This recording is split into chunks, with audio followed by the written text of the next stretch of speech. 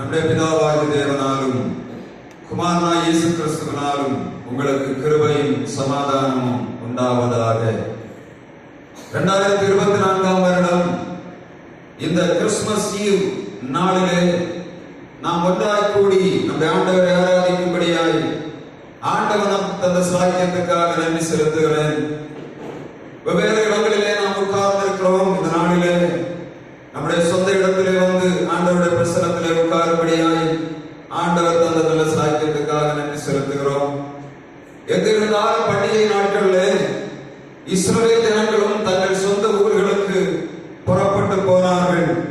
ஆனால் இந்த நாளை நாம் நினைவு கூறும்போது மிகவும் விசேஷமாக உலகமெல்லாம் கொண்டாடுகிறது.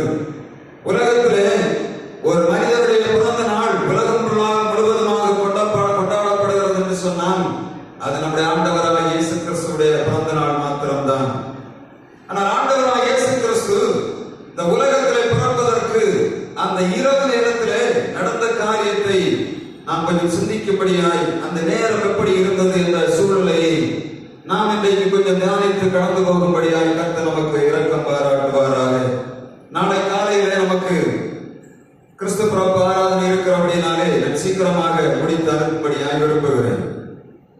நான் இன்றைக்கு திருச்சபைக்கு ஒரு செய்து கொடுக்க வேண்டும் என்று ஆண்டவரிடத்தில் கேட்கும் போது இந்த நாளை நாம் நினைவு கூர்ந்து இந்த நாளிலே நாம் எதை எதிர்பார்த்து வாடுகிறோம், நாம் எதை பெற்றுக் கொள்ள வேண்டும், நம்முடைய வாழ்வின் இலக்கு என்ன என்பதை ஒரு நிமிடம் நாம் சிந்தித்து கடந்து போவோம் என்று சொன்னார். 2024 வருடம் நாம் கடந்து வந்த பாதை எல்லாம் நமக்கு நினைவில் வரும்.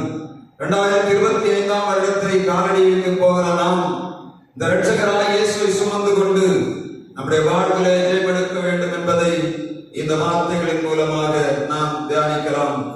முதலாவதாக இந்த நாள் நாம் கிறிஸ்துமஸ் ஈவ் என்று அனுஷ்டிக்கிறோம், அல்லது உலகம் எல்லாம் கிறிஸ்து பிறப்புக்கு முந்தின நாள் என்று அந்த இரவு என்றும் நாம் இதை சொல்லலாம். கிறிஸ்துமஸ் ஈவ் என்று உலகம் கொண்டாடுகிறது. நாம் லூக்கா 2ஆம் அதிகாரத்தில் வாசித்தோம். இந்த நாளிலே நடந்த சம்பவம் அங்கே எழுதப்படுகிறது. கலிலேயா தேசத்தில் இருந்த யோசேப்பும் மரியாளும் குடிமதிப்பு எழுத வேண்டிய சூழ்நிலைக்குள்ளே கடந்து வருகிறார்கள். அகஸ்தராயனுடைய காலத்திலே குடிமதிப்பு எழுதப்பட வேண்டும் என்று உலகம் ஃபுல்லும் பறைசாற்றப்படுகிறது. உலகத்தில் எவ்வளவு ஜனங்கள் இருக்கிறார்கள், இந்த உலகத்தில் எவ்வளவு நாம் செய்ய வேண்டும் என்று சொல்லி ரோமர்கள் அந்த காலத்திலே உலகத்தின் மொத்த ஜனத்தொகையை ஆளும்படியாக கணக்கெடுக்கும்படியான ஒரு சூழ்நிலை அகஸ்தராயன் செய்கிறான். இந்த நேரத்தில் ஒரு மிகப்பெரிய காரியம் உலகத்தில் நடந்து கொண்டிருக்கிறது. இந்த 3 விதமான காரியங்கள் அந்த உலகத்தில் தேசத்தில் நடந்து கொண்டிருந்ததை நாம் இன்றைக்கு சிந்தித்து கடந்து போகலாம். ஆண்டவராகிய இயேசு இந்த உலகத்தில் வருவதற்கு முன்பாக நாம் மிகவும் முக்கியமாக கவனிக்க வேண்டிய நேரம், இந்த உலகமானது ரோமர்கள் கையிலே ஆட்சி பீடத்தில் இருந்தது. இஸ்ரவேல் ஜனங்கள் நியாயப்பிரமாண சட்டத்தை அனுஷ்டிக்கும்படியாக அந்த யூதருடைய பாரம்பரியங்கள் கிறிஸ்தவ அந்த திருச்சபையை ஆண்டு கொண்டிருந்தது. ஜனங்கள் எல்லாம் ஆறுதலற்றவர்களாய் கிடந்தார். அது எப்படி நாம் அதை விவரிக்கலாம் என்று சொன்னால், முதலாவதாக ஆராதனை செய்ய முடியாத சூழ்நிலை அந்த காலங்களிலே காணப்பட்டது. மிக தெளிவாக நாம் புரிந்து கொள்ள வேண்டும். லூக்கா 1ஆம் அதிகாரம் 71-74 வசனத்திலே சகரியா அங்கே ஆசரிப்பு கூடாரத்திலே பணி செய்து கொண்டிருக்கிறான். ஆண்டவர் ஆராதித்துக் கொண்டிருக்கிற நேரத்தில் அவருக்கு பலி செலுத்திக் கொண்டிருக்கிற நேரத்தில் தேவதூதன் இங்கே தரிசனமாகி அவனை பார்த்து சொல்லுகிறான், உனக்கு ஒரு குழந்தை பிறக்கும் என்று சொல்லும் போது இவன் சந்தேகப்படுகிறான்.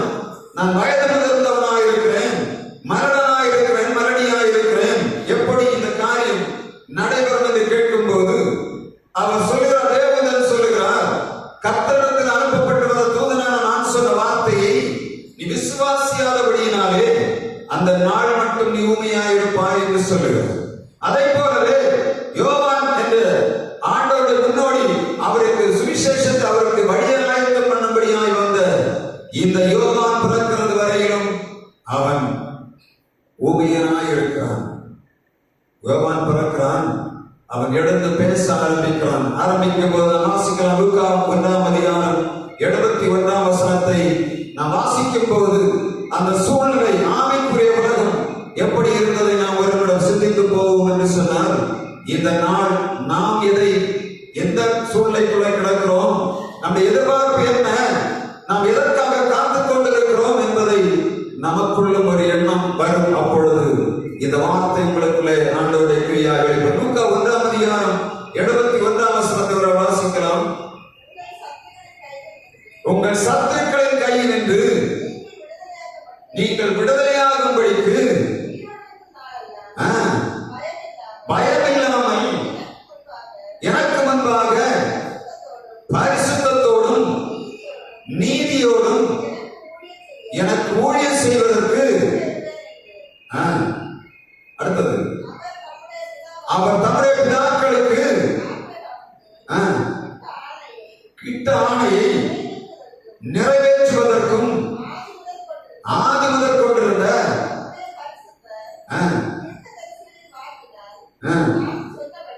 தாம் சொன்னபடியே தமது ஜனத்தை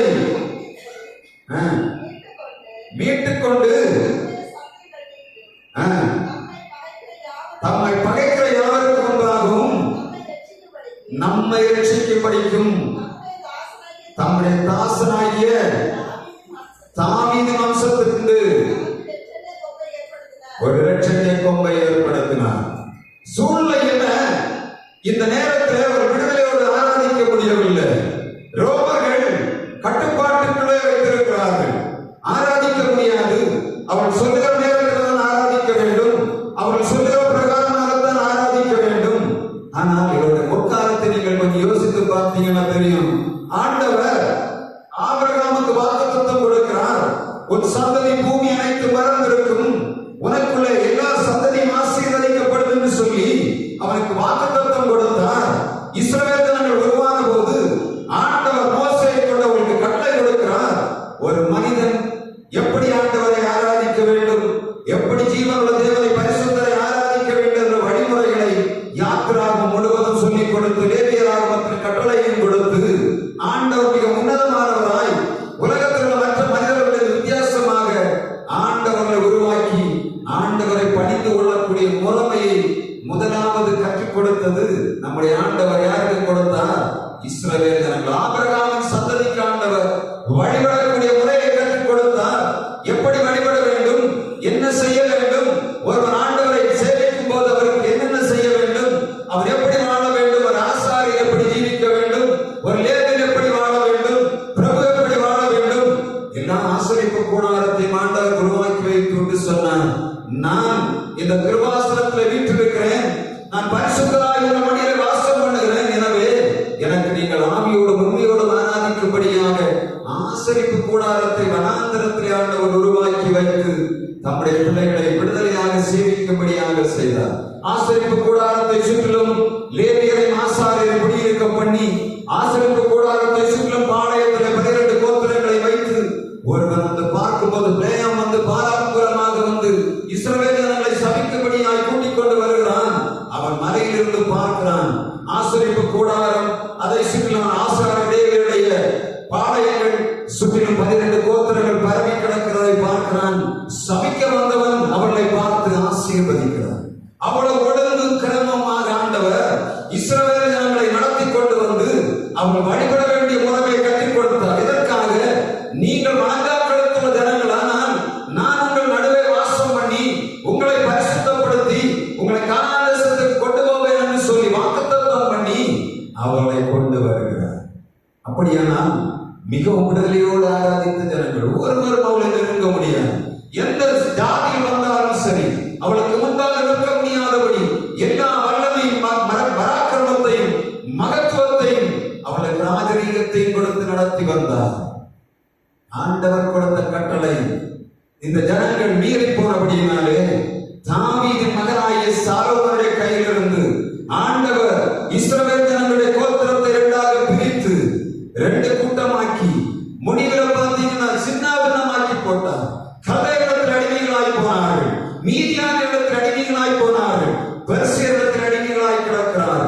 70 வருடங்களுக்கு மேலாக பாபிலோனின் அடிமைத்தனத்துக்குள்ளே இந்த தீர்க்கதரிசிகள், ராஜாக்கள், ராஜபுத்திரர்கள் அனைவரும் அடிமைகளாக கிடந்தால் அங்கிருந்து தானியேல் என்று ஒருவன் 3 வேளம் ஆண்டவரை நோக்கி ஜெபம் பண்ணி கொண்டிருக்கிறான்.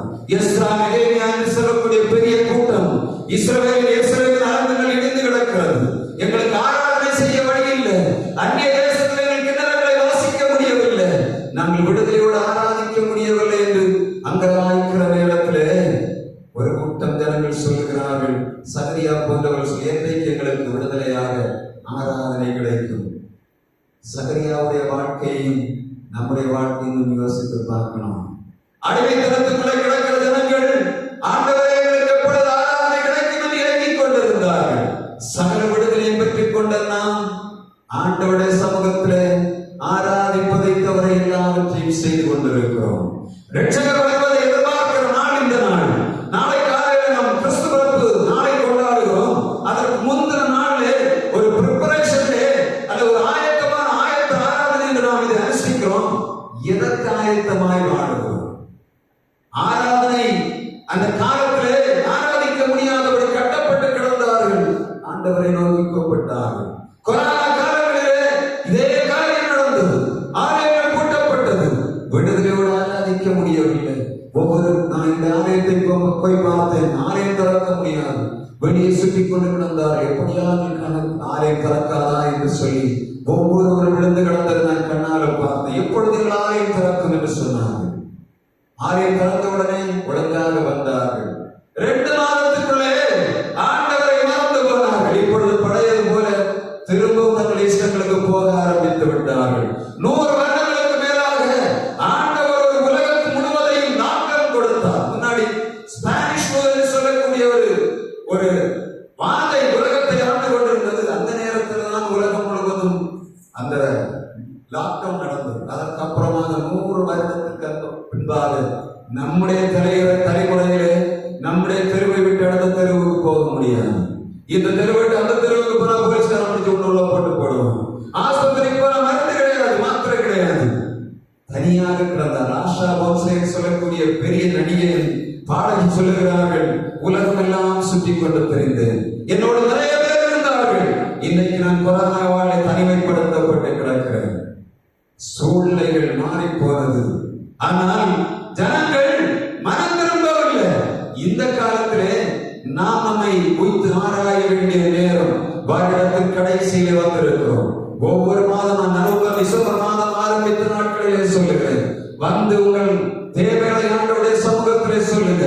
ஆண்டவருடைய சமூகத்திலே விடுதலை கிடவுங்க. உங்களுக்கு விடுதலையான வாழ்வை ஆண்டவர் தந்திருக்கிறார்.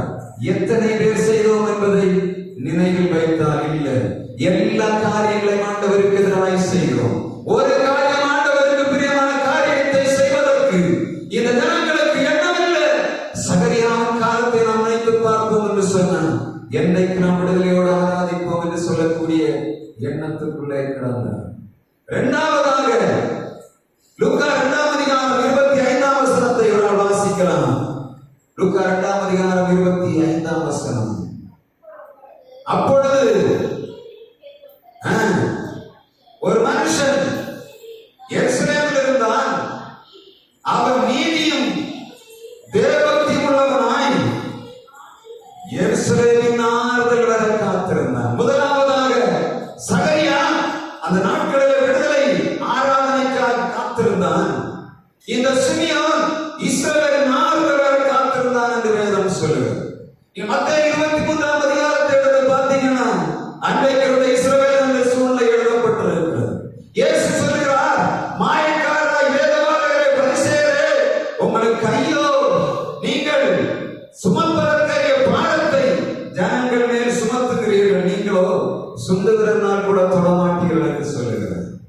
தீர்க்கதரிசிகளை கல்லறைகளை கட்டுகிறார்கள், வெள்ளையடிக்கப்பட்ட கல்லறைகளே நீங்கள் மனம் திரும்புங்கள் என்று சொல்லுகிறார். 23ஆம் அதிகாரம், மத்தேயு 23ஆம் அதிகாரம் முழுவதையும் பார்த்தீங்கன்னா இயேசு அந்த ஜனங்களை என்னென்ன காரியங்களை கொண்டு திட்டினார் என்பதை ஆண்டவர் எழுதி வைத்திருக்கிறார். எல்லா ஜனங்களும் எருசலேமில் உள்ள ஜனங்கள் பரிசெலுத்த வர வேண்டும் என்று சொன்னார். அங்கே பரிசேயர்கள், சதுசேயர்கள், இந்த வேதபாரகர்கள் என்று செய்த அட்டூழியம் கொஞ்சம் நெஞ்சம் இல்லை. வெளியில தான் எங்களுக்கு எந்த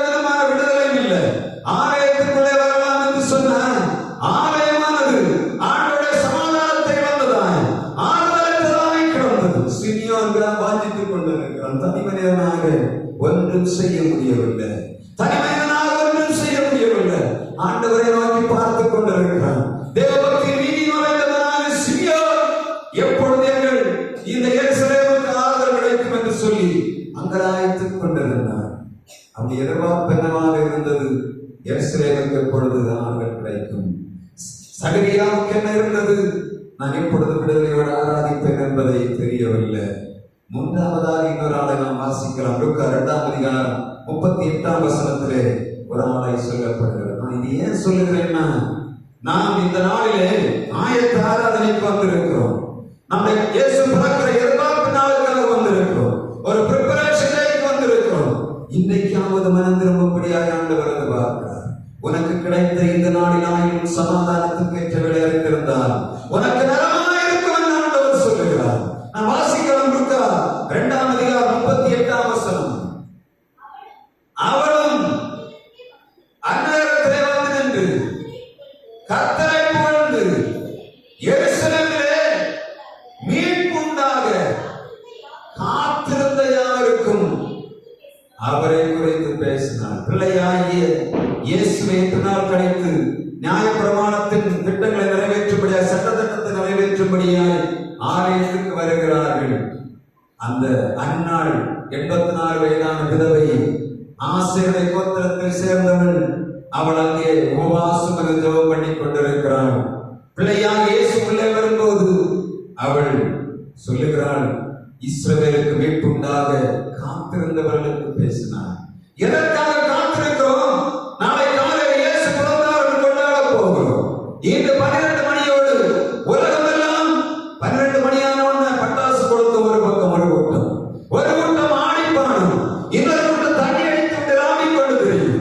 எல்லாருக்கும் சந்தோஷம். இயேசு 25ஆவது ராத்திரி 12 மணிக்கு பிறந்தார் என்று ராத்திரி 12 மணிக்கு பாடுகிறோம்.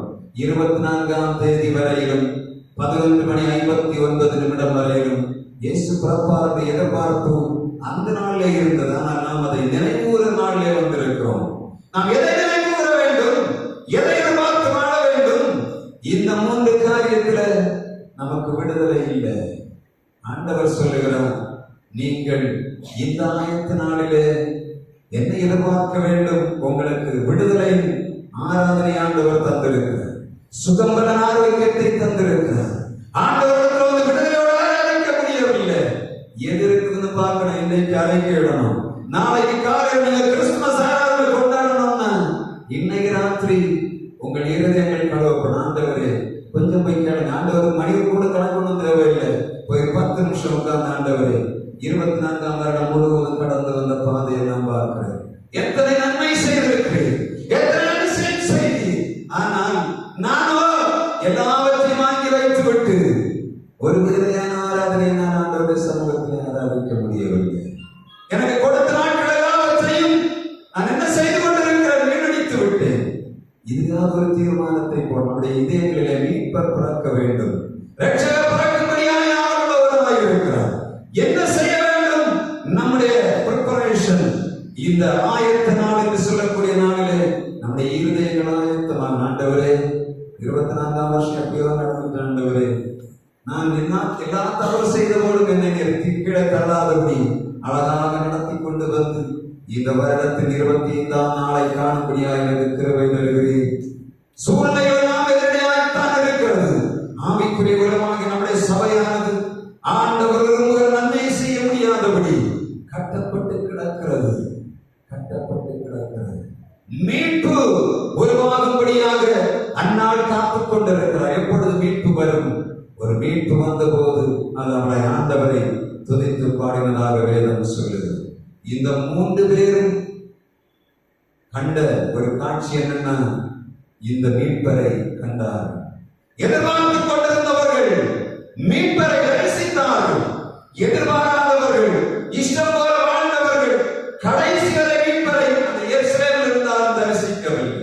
யார் யாரெல்லாம் இந்த நாளை உங்களுக்குள்ள நினைவு நிறுத்தி நீங்க 24ஆம் வருடம் 24ஆம் நாள் இந்த நாளிலே நீங்கள் நினைவு வைக்க வேண்டிய காரியம், நான் ஆண்டவர் எனக்கு தந்திருக்கிற விடுதலையை சரியாக ஆண்டவருக்கு சமூகத்தில் வந்து நான் நான் செய்கிறேனா இல்ல நான் இஷ்டம் போல வாழுகிறேனா என்பதை இந்த நாளிலே நீங்கள் உங்கள் இதயங்களை ஆராய வேண்டும். நான் விடுதலையோடு ஆராதிக்கும்படியாக ஆண்டவர் என்னை கொண்டு வந்தார். ஆறுதலற்றவனாய் கிடக்கிறேன், ஆலயத்துக்கு வருகிறேன், என்னுடைய ஆறுதல் வந்து போய் கிடக்கிறேன். என் ஆண்டவரே, ஆறுதலின் தேவனானவர், நீர் எனக்கு ஆறுதலை தர வேண்டும். நான் 25ஆம் தேதி காலையில மீட்பரை தரிசிக்கும் போது இருதயம் ஆறுதல் உள்ளதாய் காணப்படணும். பாவத்தின் அடிமைத்தனத்துக்குள்ளே சிக்கிக் கொண்டு கிடக்கிறேன்.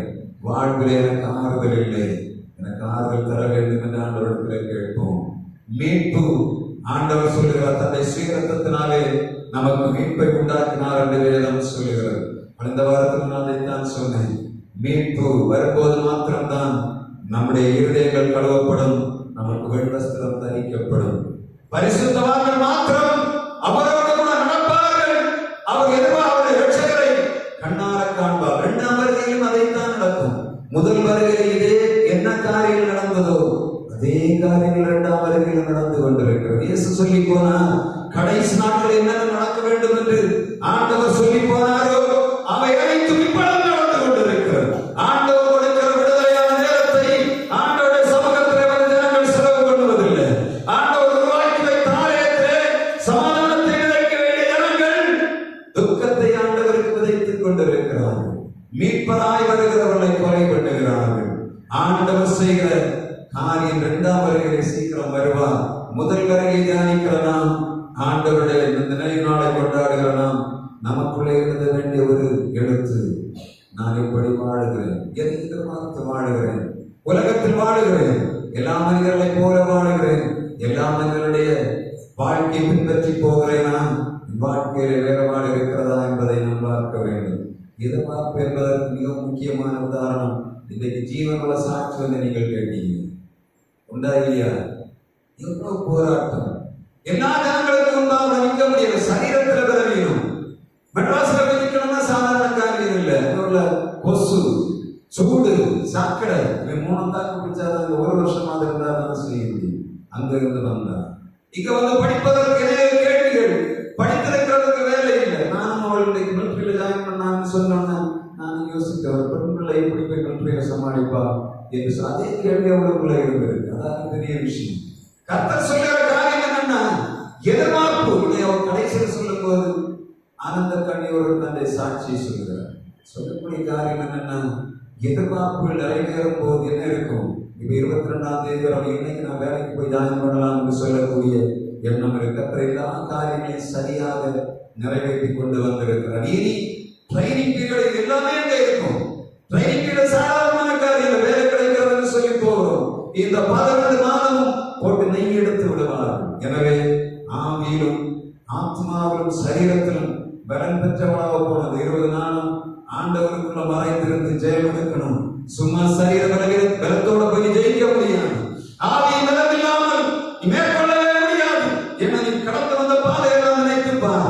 ஒரு மாம்சத்தில் நீ போராடி தோற்று போயிருக்கிறார். ஆவியில ஆண்டவர் அந்த பலத்தோடு இருந்தால் மாத்திரம்தான் அதை ஜெயிக்க முடியும். எல்லா சூழ்நிலையா இருக்கும். ட்ரைனிங் பீரியட்னா நெய் எடுத்து விடுவார். வீட்டில் இருக்கிறவங்க கேளுங்க, 6 மாசம் தண்ணி காட்டி விடுவார். இதை தாங்க வேண்டும் என்று சொன்னால் ஆண்டவருடைய சமூகத்திலே உட்கார்ந்து அவருடைய பாதத்திலே காத்து கிடந்து பரிசுத்தாக நலனை பெற்றுக் கொண்டு போக வேண்டும். சபையை ஆண்டவரை தான் எதிர்பார்க்கிறார். நீங்க மேற்கொள்ளவே முடியாது. நம்ம உலகத்தில் வாழ்ந்து கொண்டிருக்கிறோம். உலகத்தில் பாவ சித்தின் நம்மை சுற்றிக் கொண்டிருக்கிறோம். சுயத்தில போராடி ஜெயிக்கவே முடியாது. மாம்சத்தில போராடி ஜெயிக்க முடியாது. பரிசுத்தாவை துணை இல்லாமல் பரிசுத்தமாய் வாழ முடியாது. பரிசுத்தாவை துணை இல்லாமல் கிறிஸ்தவனாய் வாழ முடியாது. இதுதான் மிக முக்கியமான காரியம். ஆண்டவர் நமக்கு தந்த 24ஆம் வருடம் சிறப்பான நாள். அதை நாம் எப்படி பயன்படுத்தி இருக்கிறோம் என்பதுதான் கேள்விக்குறி. உள்ளத்தின் ஆழத்திலே கேட்போம், ஆண்டவரே, நான் என்ன எதிர்பார்ப்போடு இந்த உலகத்திலே வாழுகிறேன். நாளைக்கு நான் கிறிஸ்துமஸ் என்று சொல்லி உலக மக்கள் கொண்டாடுற கிறிஸ்துமஸை நான் கொண்டாட போகிறேன். இருதயம் எப்படி இருக்கிறது? ஆண்டவருக்கு நேராக சரியாக இருக்கிறதா? ஆண்டவருக்கு நேராக நீங்கள் சரியாக இருப்பீங்கன்னா உங்க வாழ்க்கை நீங்க ஒண்ணுமே பண்ணாங்க. ஆண்டவரே உங்கள் வாழ்க்கையை நடத்துவார். அவருடைய வழியில் இருக்கும் போது அவரே உங்களை வழிகாட்டுவார். அவர் கையில் உங்கள் கைகளை ஒப்புக் கொடுக்கும் போது அவரே கையில பிடித்து நடத்துவார். நீங்க தனியா நடக்க ஆரம்பித்துட்டீங்கன்னா சின்ன பிள்ளை போல நாம் போராடி ஜெயிக்க முடியாதபடி தோற்று போவோம். இந்த நாளில் உள்ளத்தின் ஆழத்துக்குள்ள எழுத வேண்டிய ஒரே ஒரு எழுத்து, ஆயத்தமாய் இந்த ஆயத்த நாளிலே ஒரு ப்ரிப்பரேஷன் டேயிலே இந்த கிறிஸ்துமஸ் ஈவிலே என்னை நான் ஒப்புக் கொடுக்கிறேன் ஆண்டவரே. பிரசங்கத்தை கேட்பதில்லை, நம்ம கேட்டு முடித்து விட்டு ஓடி விடுகிறோம். உள்ளத்துக்குள்ளே அது கிரியை நடப்பிக்கணும். 3 வசனம் தான் கொடுத்திருக்கிறேன். அது முழுக்க 1ஆம் அதிகாரம் 2ஆம் அதிகாரம் நமக்கு தெரிந்த நல்ல மிகவும் தெரிந்த பரிச்சயமான ஆட்கள். சகரியா, அப்புறம் சிமியோன், அன்னாள், 3 பேருடைய வாழ்க்கை கொஞ்சம் ஒரு 5 நிமிஷம் யோசிச்சிருந்தீங்கன்னா அவங்களுக்கு தெரியும். 24ஆம் வருஷம் இவ்வளவு தோல்விகளை சந்தித்திருக்கிறேன். காரணம் என்பது உங்களுக்கே தெரியும். ஜெயிக்கும்படியாக ஆண்டவர் எதிர்பார்க்கிறார். தளர்ந்து போன கைகளை திடப்படுத்தி தள்ளாடுகிற முழங்காலை நிமிர்த்தும்படியாக என்னை கொண்டு வந்தார். தள்ளாடி கொண்டிருக்கிற முழங்கால் திரும்ப நிமிர்த்தப்பட வேண்டும். ஓ, இந்த நாளில் கர்த்தருடைய வல்லமை உங்களை ஆளுகை செய்யும்படியாக ஆண்டவர் கிரியையுள்ளவராய் பேசிக் கொண்டிருக்கிறார். எழுந்திருந்து ஜெபிக்க போகிறோம். இந்த நாள் நான் உங்களுக்காக ஜெபிக்க போகிறேன். நாம் ஒரு பாடலை பாடும்போது ஜெபித்து முடித்தவரை நாம் காணிக்க எடுப்போம். முதலாவது நாம் எழுந்திருந்த ஒரு பாடலை பாடல் இடத்துல எல்லாரும் எழுப்புவோம். இந்த நாள் ஆயத்தமான நாள். நம்முடைய இருதயங்களை ஆண்டவருக்கு நேராக செலுத்தும்படியாக ஆண்டவர்